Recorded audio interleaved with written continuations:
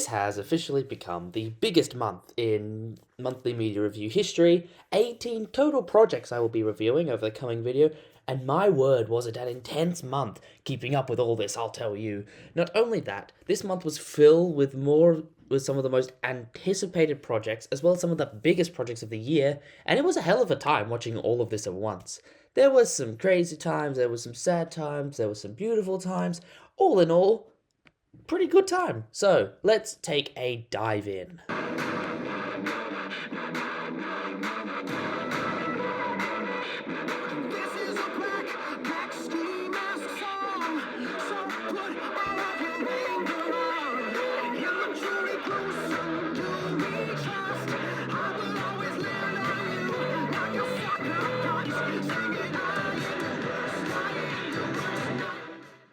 This movie was a lot of fun. Jack Quaid has such a charming personality in his performance that really elevated this film to new levels I didn't expect it to.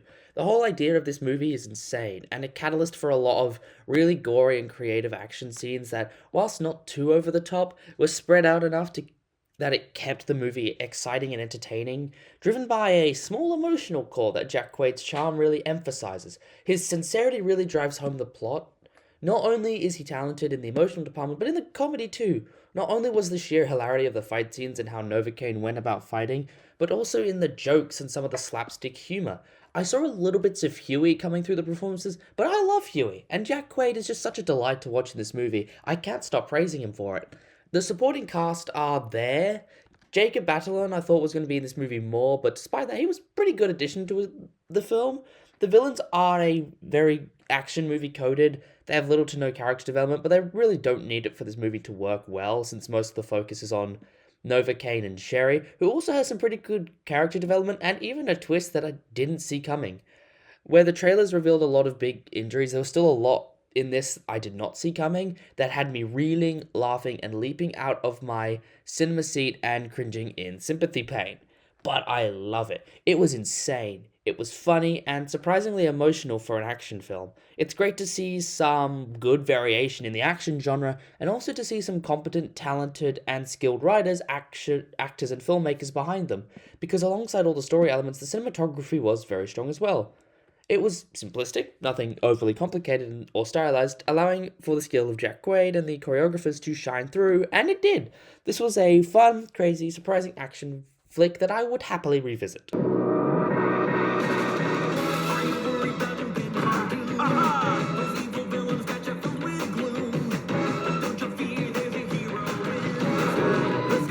He's still a work in progress.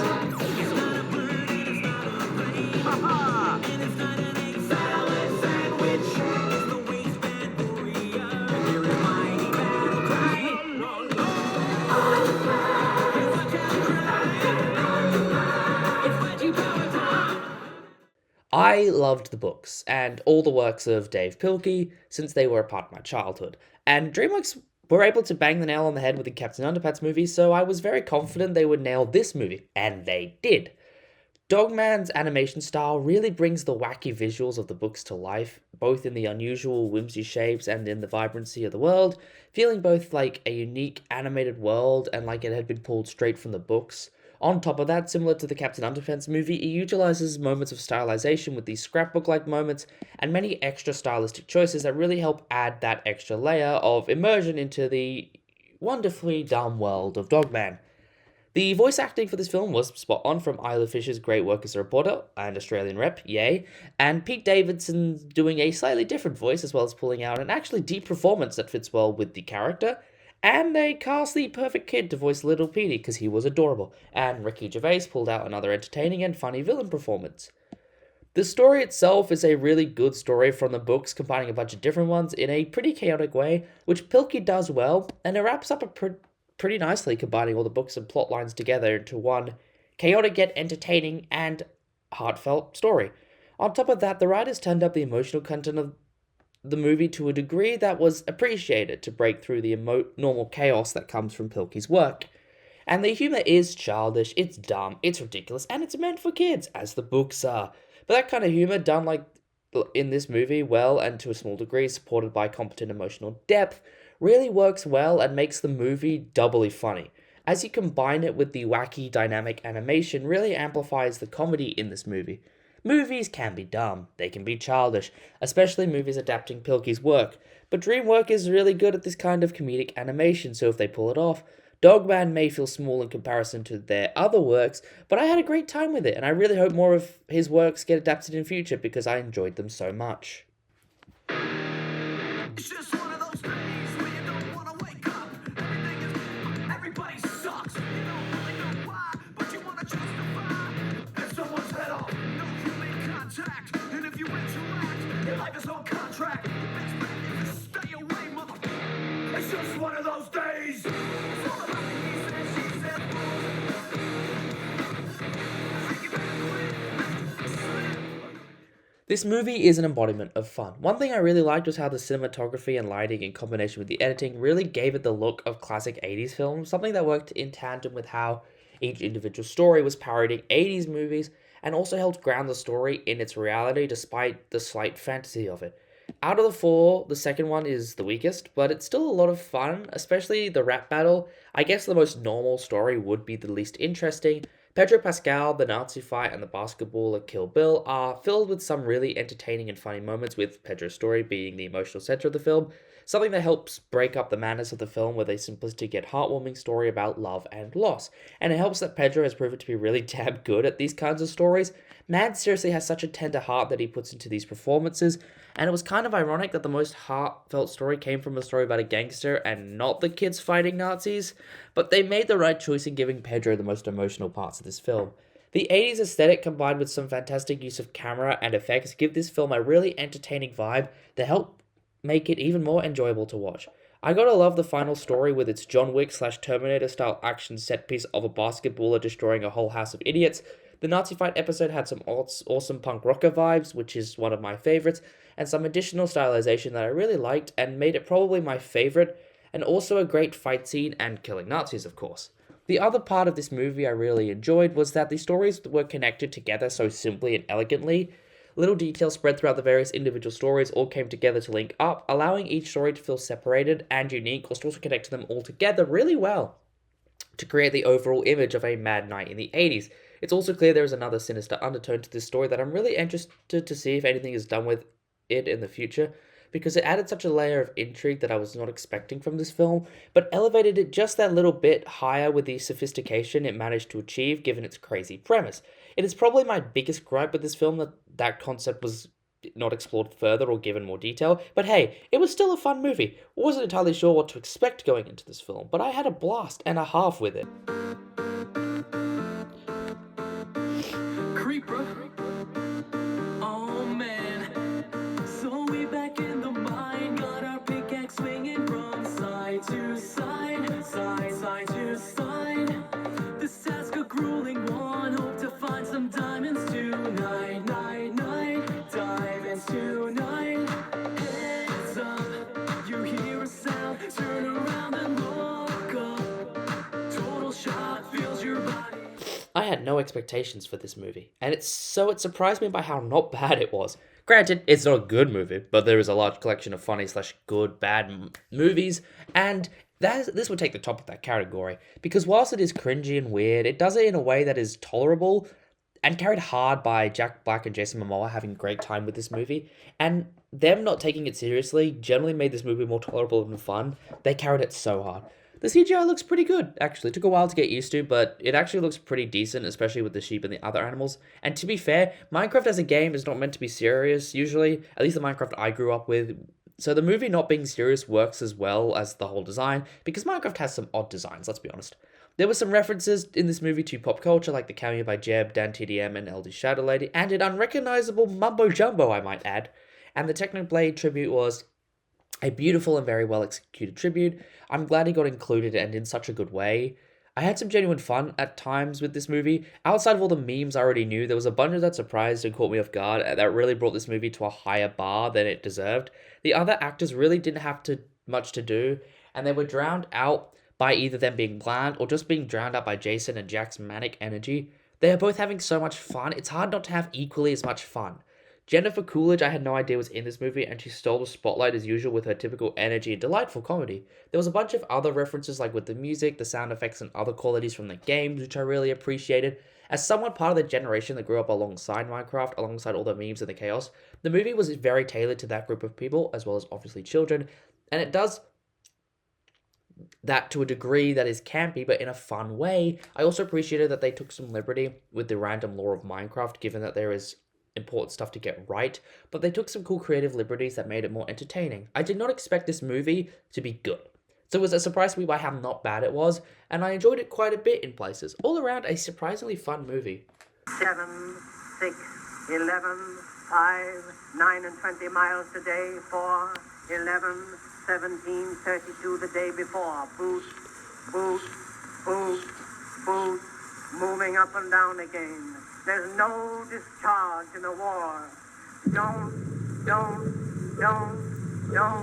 look at what's in front of you. Boot, boot, boot, boot, moving up and down again.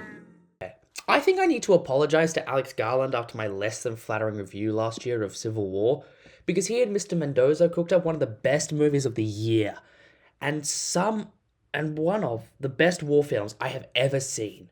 This is some of the most harrowing, realistic, and tense combat you will ever witness, all taking place in real time over the hour and a half of this movie, which is insane. The cinematography is so well done, as Alex Garland seems to do, with the way the camera captures the energy of each individual moment with just simple camera tricks and shots, using it to really highlight the stillness of the space in the beginning of the film, to the rapid cutting during the most tense parts of the scene. The sound design as well was insane. Not only was it immersive, but it was terrifying. Hearing the sounds of the grenades, the explosions, the bullets, even the fighter jets was terrifying and loud and expressive, and it did such an excellent job of amplifying the terror of the film that much more. This was boosted by the acting, especially Joseph Quinn's acting. It was so visceral, and as mentioned, the acting for the whole cast is equally as impressive. Will Poulter captures the silent terror of leadership so well, Kit Connor captures the trauma and terror of a new soldier, and Michael, Cosmo, and the rest all capture various other aspects of war on soldiers. The way the tension just drops like a bomb and does not end even into the final minutes of the action is some masterful storytelling. And the movie does not have that much dialogue, and when it does, it's so chaotic and natural that it just builds even more tension. As an Iraq vet, Mendoza has done everything right to capture the terror, horror, fear, and chaos of combat in the modern day, amplified by Alex's masterful work with cinematography and sound design. I was on the edge of my seat, glued to the action the entire film. At not one point did I ever stop feeling tense. Even in the opening minutes of the film, we knew something had to happen, so I was still tense, and the cinematography once again amplified it perfectly. This movie also serves as another loving tribute to the soldiers that have served in war, and has given us as an audience, an important message about warfare and conflict in probably the best and most impactful way. I am just in awe of this movie. It is a masterpiece of visual storytelling and performance, a tense and brutal piece of military media that I hope gets all the awards it rightly deserves.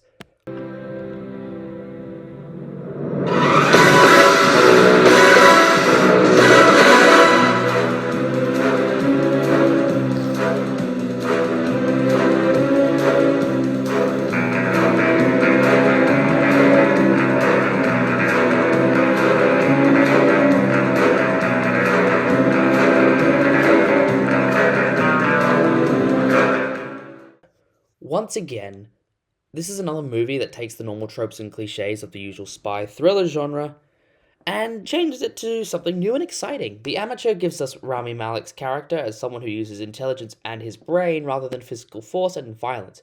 It's very fascinating to watch, and I was impressed by how generally terrifying they made him, even if he wasn't fighting or shooting people. I mean, he drops a guy from a building inside a swimming pool. On top of that, it was funny to watch the CIA bounce around trying to find him and Rami just toying with them.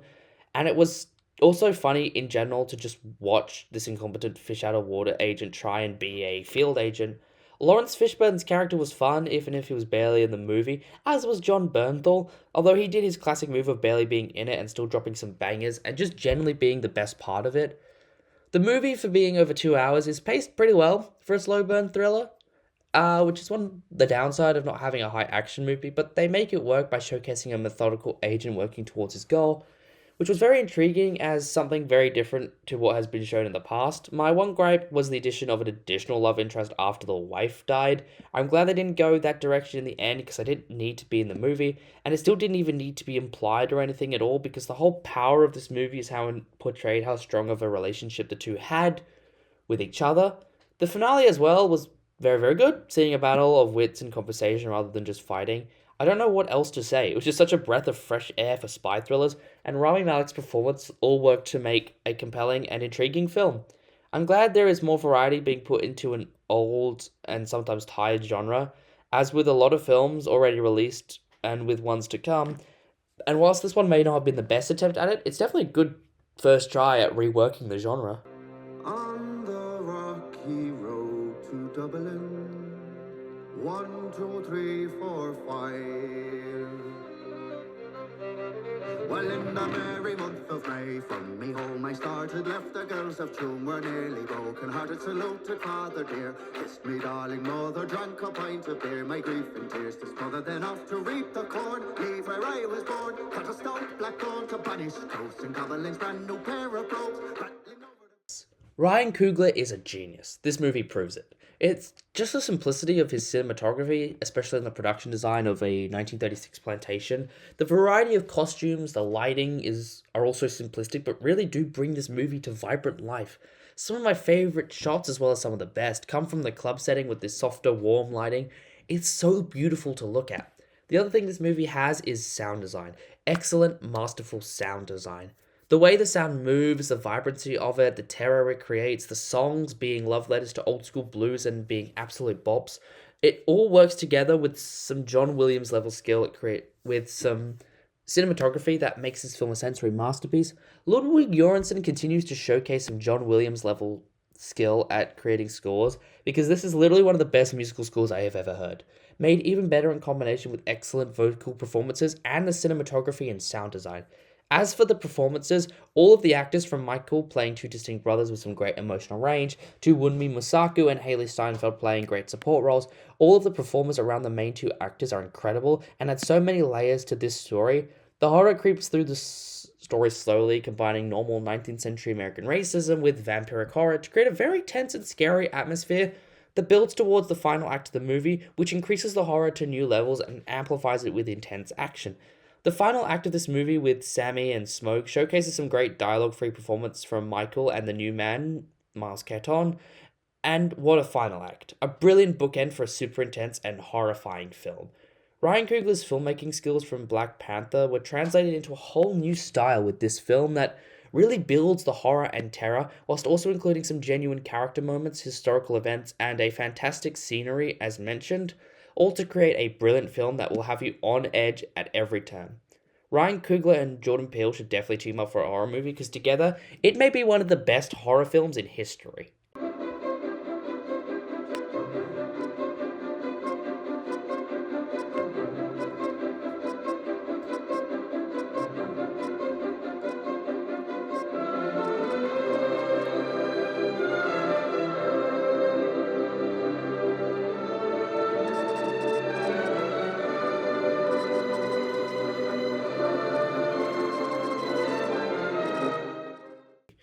This film's vibes are immaculate.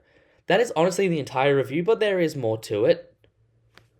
The movie gives me vibes of old 80s movies with puppets like Dark Crystal or Labyrinth or E.T., especially given the masterful puppetry of the Ochi. As well as that, the way this movie is shot and lit and scored is all reminiscent of classic 80s movies, with the slight foggy haze over the natural green landscapes contrasted against the warm and inviting world of the Ochi. The way this film is shot using simple framing, simple edits, and just generally simplistic shots really helps hone in on these classic 80s vibes. The acting from Dafoe in particular is striking. He's the best part of the movie to watch. Seeing his performance shift, seeing his anger, his aggression, his fear. Finn Wolfhard as well. He may not have been in this movie that much, but he did a pretty good job in this film. The relationship between the girl and the Ochi was very sweet to watch, and I liked seeing how she learned to communicate with it, and seeing her reaction to the Ochi homeland was very, very sweet as well, as was the reunion of the Ochi with its family. And though this movie was a giant trope fest of the classic feared creature revealed to be actually not the problem. The way this movie looks and sounds, the production design and performance really gave this movie a vibe I was not expecting. Part of my journey as a film student is learning about the way films are composed in front of the camera, from framing to lighting to exposure to color grading, and this movie really scratched an itch in a way I was not expecting. This movie is so beautiful, it's so well designed. I've been inspired by the looks of this movie. I love old 80s movies, and this movie definitely helped me find a style I really, really like. And despite the movie not being anything special story-wise, its unique and nostalgic visuals are something really special, and I really, really loved it. Morning, baby. You know what time it is.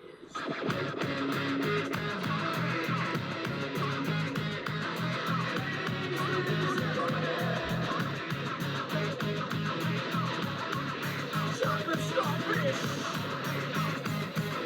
Wanna keep on going, baby. I'm moving, I'm moving.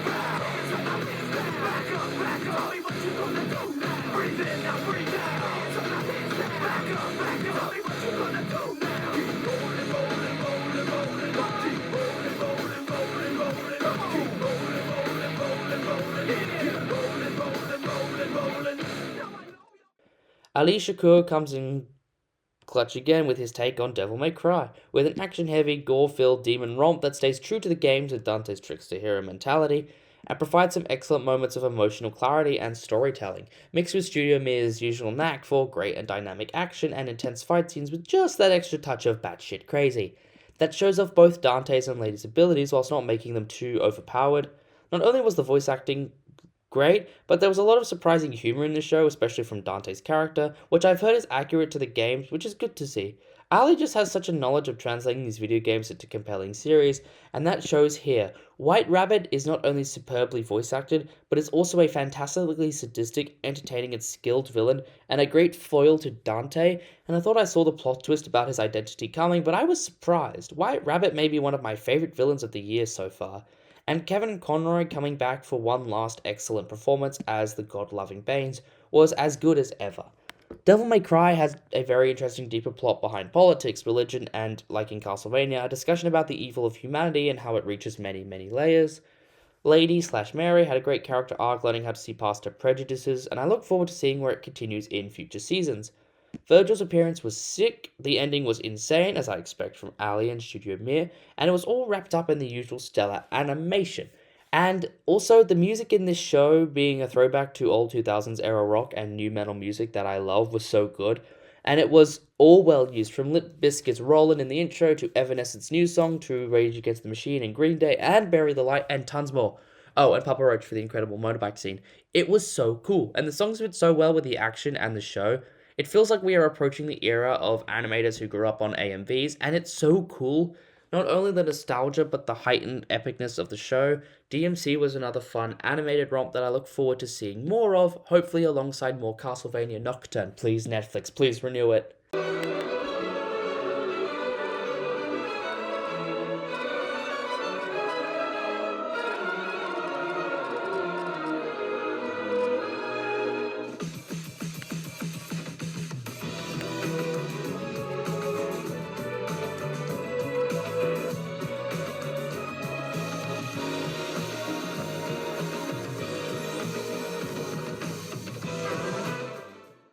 The newest anime from the creator of Cowboy Bebop comes another action-based anime adventure. The show continued to grow in intrigue as the seasons progressed, and grew only more entertaining as well. The world and the storyline created reminded me of a lot of common side effects, with discussions about humanity's reliance on painkillers, as well as a lot of important discussions about environmentalism, homelessness, government operations, and a lot of meaty political discussions. The animation was exactly as it was in Cowboy Bebop, with plenty of good action scenes across the series. The Lazarus team was a diverse group of a lot of different interesting backgrounds and skills that made them work effectively as a team for the most part. The plot was very well paced and was done just in a competent way that showcases the skill of someone who has created one of the most popular anime. You do have to pay a lot of attention at times to catch all of the very heavy plot stuff, and there is a few things that happens that is genuinely not that interesting, but the show makes up for it by having at least the main group be genuinely interesting, even if I kind of wanted more exploration of the backstories of some of the characters, and also a bit more time spent with Skinner. Though a season 2 is possible thanks to the ending. So it could be explored in that future season if we hopefully get one. So it's not too egregious if they are building up for a longer running series, which at no point did they set it up to be, as they didn't get many backstories unless they were entirely relevant to the story of the first season. Axel is a great protagonist, though I wish we got some more time with him throughout the series. Overall, the series was good. The animation was simplistic but had some good action. The characters were good and had good chemistry. The pacing was strong and there was enough going on to keep you intrigued and entertained. There were a few things that were not perfect about the series, but a lot of those issues were not too big in hindsight, as well as being solved in a potential future season 2. I had a lot of fun with this series, and I'm super excited to see more, and even more now to watch Cowboy Bebop.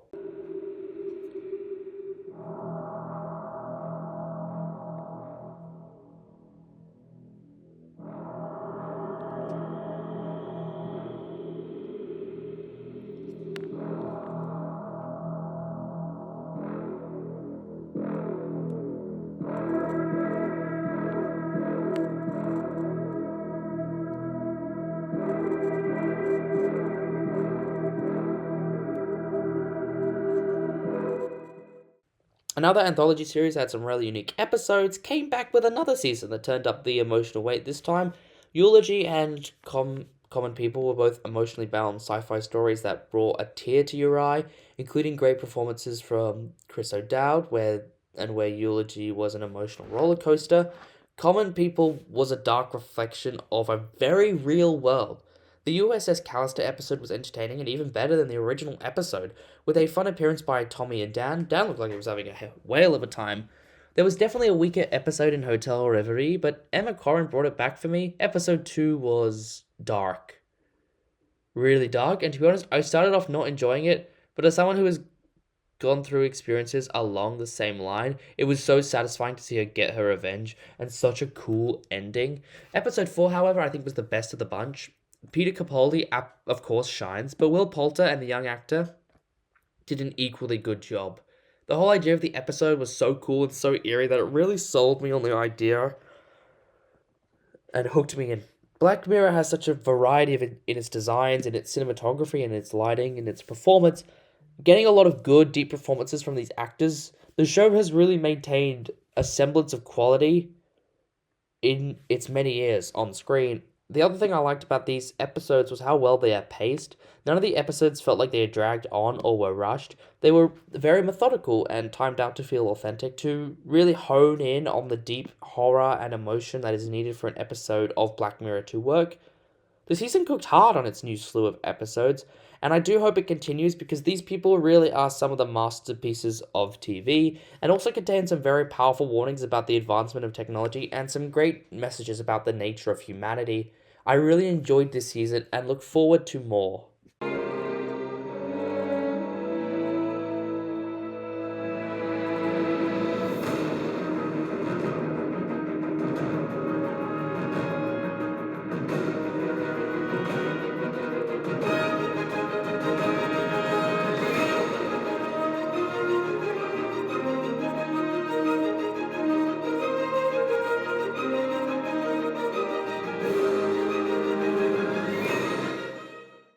This felt to me like a combination of Fullmetal Alchemist with the war and conflict surpassed by supernatural elements, Attack on Titan with the crazy action and giant fights, and a variety of other sci-fi shows to create a unique one in both looks and story. The animation is really what I love most about this show, being so detailed and colourful, providing for some super cool, almost psychedelic scenes. On top of that, the action and battle scenes got really dynamic and chaotic, and are super fun to watch. As for the story, it does have a bit of convolution and confusing time jumps, but much like Fullmetal Alchemist, it works in two stories. The larger plot, the rebellion on the moon, is super interesting, driven by that really well-designed world and story. The concept of a colonized moon living off the scraps of Earth has a lot of vibes of Arcane's storyline, and a lot of other nuances showcased well through various scenes across the series. As for the characters, all of them are pretty well written, and whilst many do not appear too frequently in the series to really have arcs, none of them ever get annoying. As for the bad guys, there is a fun variety of designs and characters with various skills that make them fun to watch. The second storyline is honestly the least interesting of the two because it just does add what I believe to be an unnecessary plotline that distracts from the rebellion story. Also does give the main character some depth and opportunity for growth. I actually like the more nuanced idea they had in the soldiers of Earth having to confront the reality of the moon's situation and the nature of their existence and the repercussions of the war being waged. Had that been removed or at least turned down or reworked, the show could have easily reached pretty good heights. Heck, it could have been at Arcane's level. But whilst it wasn't perfect, it was certainly an excellent series, expertly animated to create a vibrant, chaotic sci-fi story that, even though it's probably ended, I would not be averse to seeing more.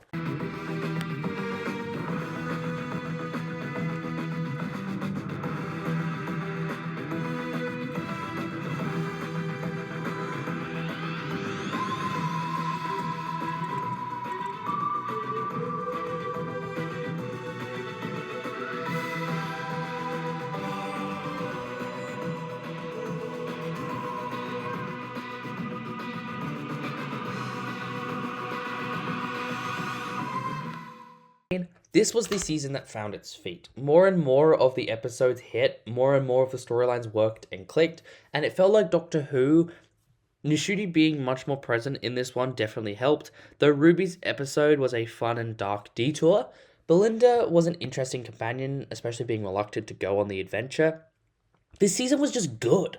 I don't know what else to say. The story and the engine, the well, the two-part finale were insane episodes. That finale as well was insanity, particularly the final episode, 1 hour of Doctor Who mayhem. Seeing all the crossovers from various specials come together was pretty cool, and once again, gave Ncuti even more opportunities to show off his emotions. He really gave all his heart and soul to this Doctor, and it shows. I could not stop falling in love with his Doctor, and seeing how much fun he was having made even the low point of this run of the show enjoyable still.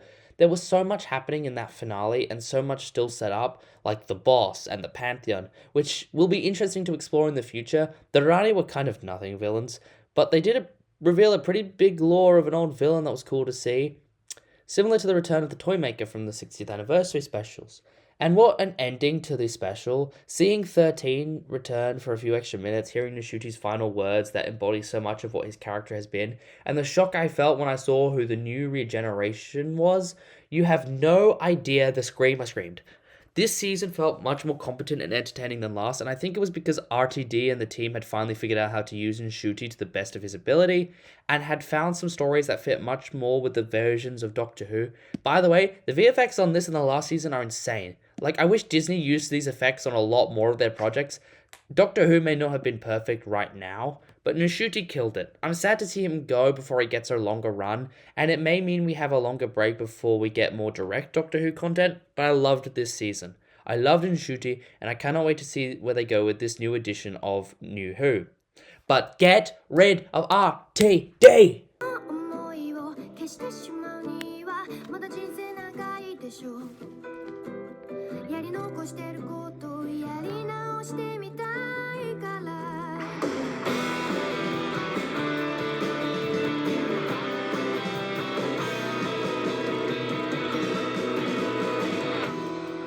夢の続き追いかけていたはずなのに曲がりくねった細い道 I'm not entirely sure what I just witnessed, but I know I want more. The animation was very different to previous Gundam content, but in a really cool, colourful and stylish way. The timeline jumping was a bit confusing, but I think if you know Gundam lore, it's a bit easier to understand. The fight scenes between the Gundam, particularly in the final few episodes, were mad. Like, impressive how good they were. The new characters we were introduced to were cool. Machu was a great protagonist. There was a lot of lore introduced that was a little confusing, but since I'm not entirely familiar with Gundam lore, it makes sense to be familiar to someone who would already be familiar with the lore. I know there is a movie as well, and I might have to check that out to help me understand it a little bit better. There was a lot I liked about this, and a lot of moments where I was genuinely shocked by what happened. My one gripe is probably the timeline stuff, as it made it really hard to get into the show at times, but I won't deny the animation was excellent. I really liked the slightly chibi style and the variety and designs of all the main characters. Of the various Gundam, it really carried the show. In a universe where giant mecha fights are the main draw of your story, I both wish there was one, more fights, and two, They were easily some of the best. I think this is what modern budgets and animation techniques will do to improve a fight scene. I haven't really much else to say because overall the series was good, a unique addition to the Gundam universe, and reworked some old lore and introduced some new lore, but also felt a little lacking in certain places. I think I would have enjoyed it more if the timeline issues had been sorted out, and maybe if it was a little longer, and also maybe if I was a little bit more familiar with Gundam lore. But a season 2 would be most appreciated. I am slowly getting into anime, so I'm not going to enjoy every single one I watch every single year, but this one was a much better entry than the Gundam last year, so I'm hoping it'll continue to improve and remain a consistent enjoyment throughout the years.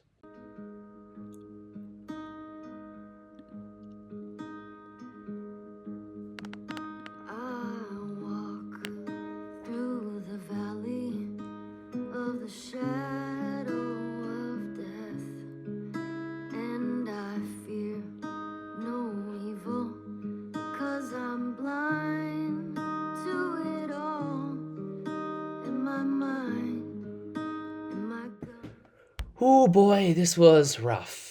Emotionally. Pedro Pascal killed it in the few episodes he got, bringing such poise and emotional weight to an already heavy story and being the result of most of my tears this season.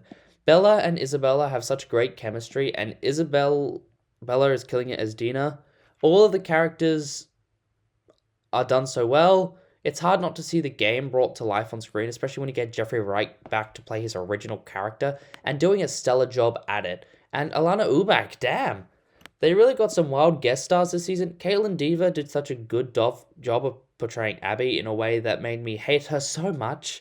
This season felt weightier than the last. The stakes were not as high, but there was a lot of weight sitting on this season with the characters and the story, especially the relationships between them. As for game adaptations, there was a good mix of changes as well as moments taken straight from the games. It was a good middle ground. I can just understand the frustrations with some of the changes, but discussions with people I know that have played the games, worked at telling the story in the show. The series also remembered to remind us how terrifying cordyceps and this fungus are. From the spore scene to the attack on Jackson, which is one of the best on-screen battles I have seen, the dogs really came in clutch, and even the subway scene were all terrifying and a good way to remind us of how damn scary this world is, despite the focus on the characters. Even further, the war between the WLF and the Seraphites provided a comforting reminder of the state of humanity in this world, and provided some moments to really round out the season. This series had a lot of work to do given the controversies surrounding the second game, and I think they did a pretty good job, and the best it could at adapting it. There were some confusing time jumps which muddled it a bit, but getting past those, I really, really enjoyed this series despite how dark it got, and despite how much it made me cry. The Last of Us has really grown on me in recent years, and not only can I not wait to play it, but I cannot wait to see where the future seasons of this show hold. When I was a young man, I carried my pack, and I lived the free life of a rover. From the Murray's green basin to the dusty outback, I waltzed my Matilda all over. Then in 1915, my country said, son, it's time to stop rambling, 'cause this work... This was another brutal and sad show to consume, as any story of World War II is. Kieran Hines showcases a masterful performance, as well as showcasing some great skill with an Australian accent. Jacob Elordi also pulls off some amazing performance work in this show that delves deep into an individual moment of World War II, showcasing some horrific and brutal events. It's hard not to get emotional as you see the suffering and horrible things that these soldiers, like many, had to go through. Getting to know these soldiers on a small scale is enough to make you weep for their suffering and death. The music as well adds an extra layer of emotion to this show. Outside of the actual war stuff, the story of Dorigo's life on either side of the war is interesting.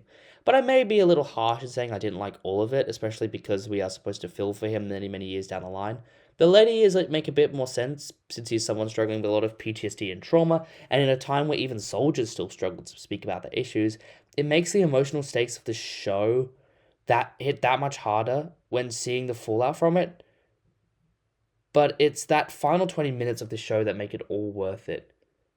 The performance, the visuals, the images, the monologue all encapsulates the perfect summary of this show and the message, ending with a final, hauntingly beautiful visual that it's hard not to tear up at.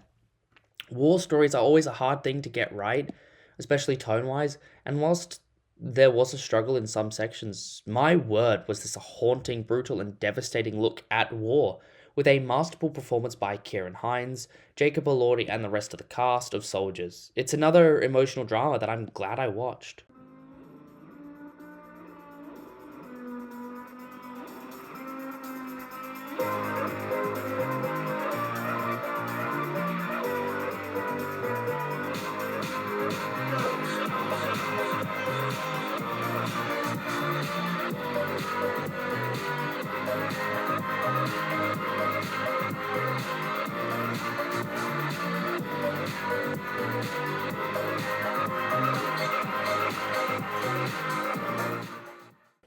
Wow.